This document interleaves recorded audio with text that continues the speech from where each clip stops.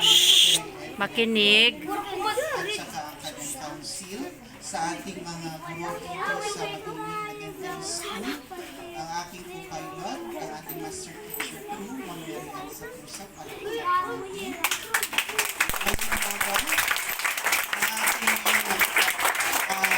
tagapagsiwa sa asignaturang Filipino sa pamamagitan ng ating focal person sa mga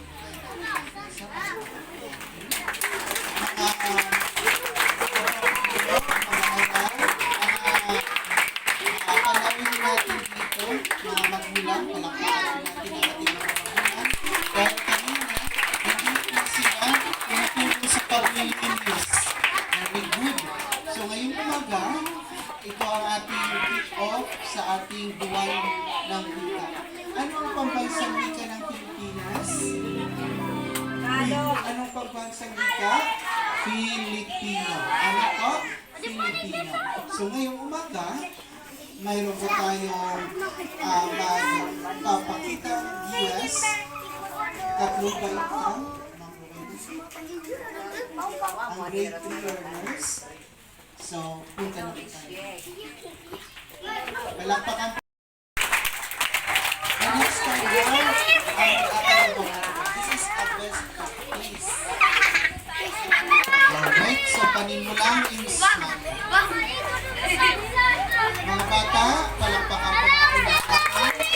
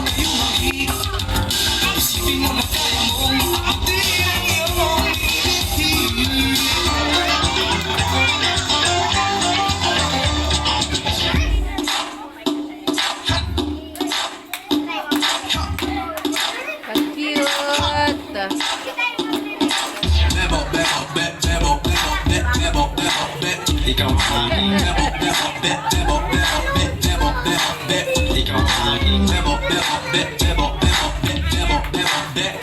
Ikaw ay Filipino, Filipino, Filipino, Filipino.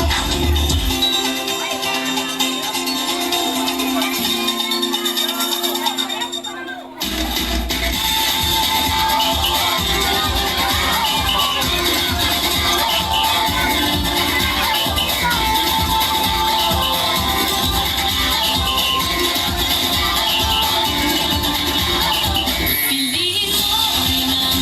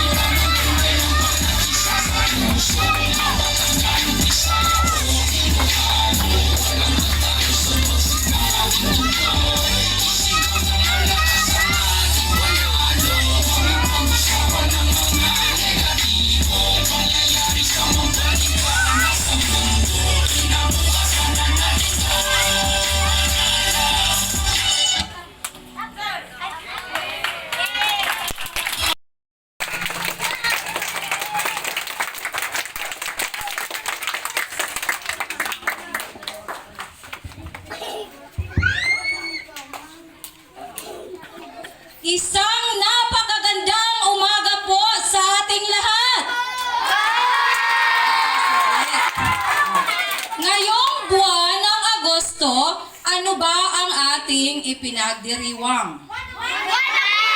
Okay. Ang buwan ng wika ay ipinagdiriwang natin tuwing buwan ng Agosto. Oo.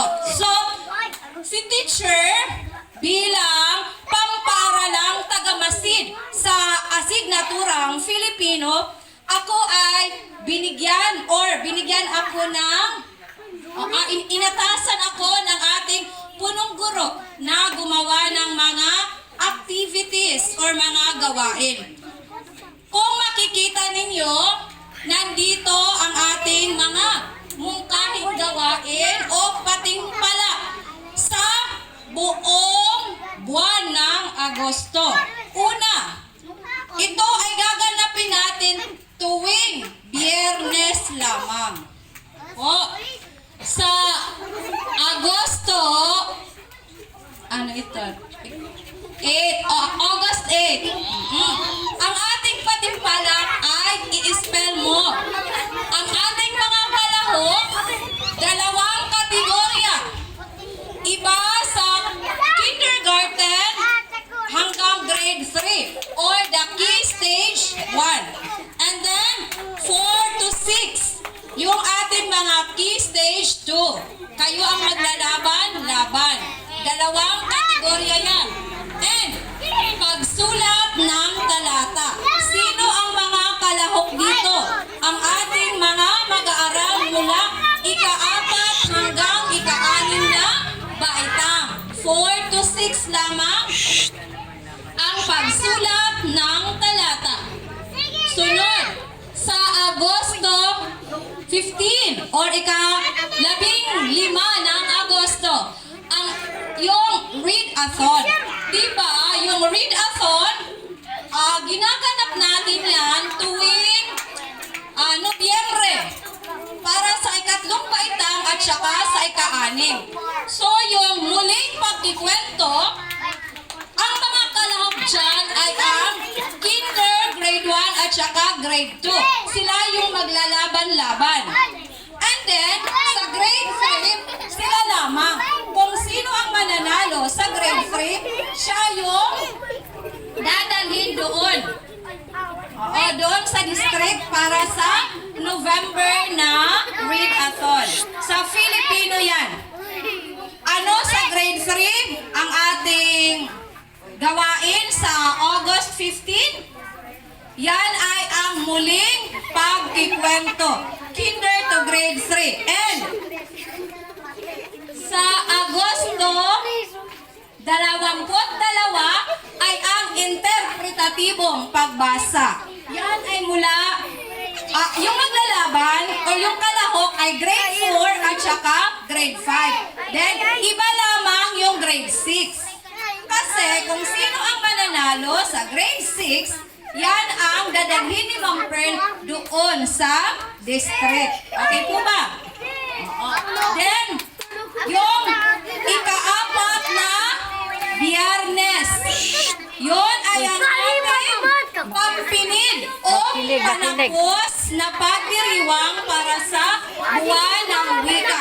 Or, yun ang ating culmination day. That is Friday, 29. Kasi sa 30 at 31, Sabado at saka Linggo. Kaya, ang ating panapos na pagdiriwang ay gaganapin sa Agosto. Sa August 29. At, makinig muna. Kung meron kayong mga kasuotan or mga katutubong kasuotan, isuot ninyo doon sa ating panapos na pagdiriwang. At saka, meron tayong competition or gagawin natin yung paligsahan. Kung sino ang may pinakamagandang kasuotan. Yung may katutubong kasuotan. At saka, may babae at saka sa lalaki. At saka, pinapaalalahanan tayo lahat ng mga kawani ng gobyerno, kami ay magsuot tuwing Lunes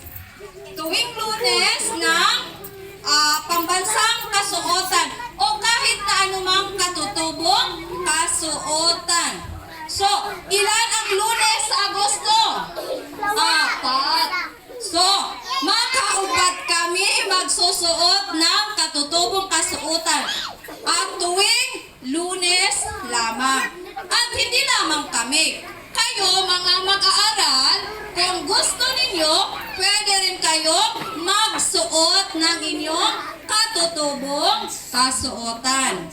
Okay po ba? Oo, naiintindihan po? Oo. Hindi ko ito tatanggalin para meron kayong makikitaan. Oo, kung ano't aton mga activities. Kada Friday ini natin ha? Every Friday. Sir, ano ito?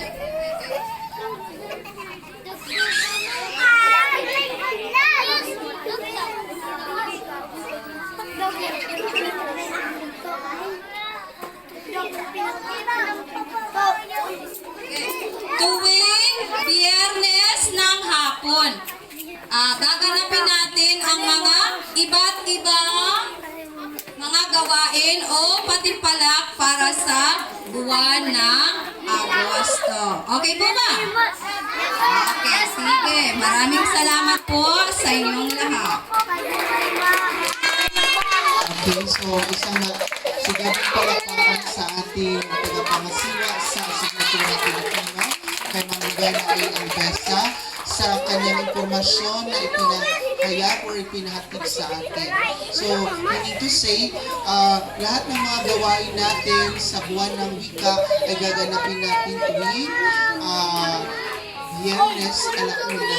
So, ang gagawin natin, ang grade 6 na hindi makakasali sa mga patimpalak, sila ang titingin sa mga bata doon sa silid ng bawat pictures. Kasi yung mga guro, doon sa stage sila, idadalhin yung mga bata na kasapi. Ang gusto ko mangyari dito, Ma'am Rowena, kung baka may mga activity na dapat makuna natin kasi ang mangyayari dito, hindi tayo mananalo sa district level, tayo ay gagawa dito sa huling banda. So ang nangyari kahapon, kaya tayo nakapanalo sa district level dito mamaya kasi magpipicture tayo dito kasi napaghandaan natin. So we need to say we will have we will give again, maraming salamat Ma'am Rowena. Palakpakan mo natin. So next time Picture. Video yan ano, tapos picture yan ha.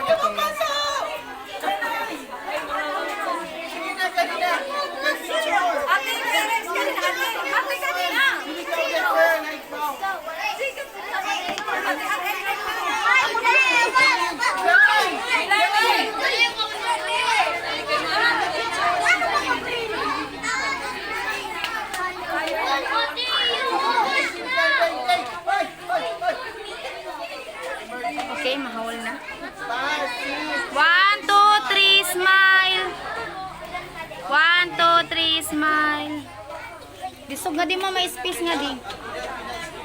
Kay may space nga di. 1, 2, 3, smile.